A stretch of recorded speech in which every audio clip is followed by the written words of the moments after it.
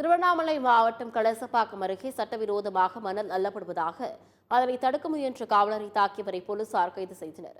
நவாபாளையம் கிராமத்தில் உள்ள மிருகண்டா அணை அருகே அரசுக்கு சொந்தமான இடத்தில் சட்டவிரோதமாக மண் எடுப்பதாக ஆதமங்கலபுதூர் காவல் நிலையத்திற்கு ரகசிய தகவல் கிடைத்தது. தகவலின் அடிப்படையில் காவல் உதவி ஆய்வாளர் நாகராஜன் சம்பவ இடத்திற்கு விரைந்து சென்றார். அங்கு 3 டிராக்டர், ஒரு ஜேசிபி மூலம் மண் கடத்தப்படுவது தெரியவந்துள்ளது.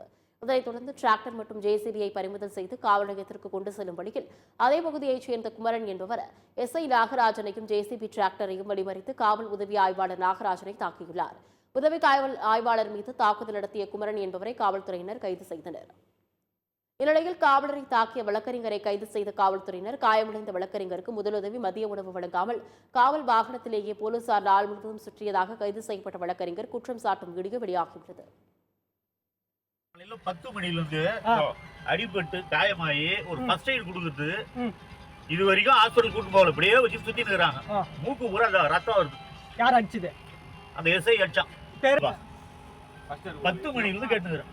7:30 மணிக்கு காலைல இது வரைக்கும் கூட்டு போகல. சாப்பாடு போட்டாங்களா சார்? சாப்பாடு போட்டாங்களா? சாப்பாடா எங்க போட்டாங்க பாரு.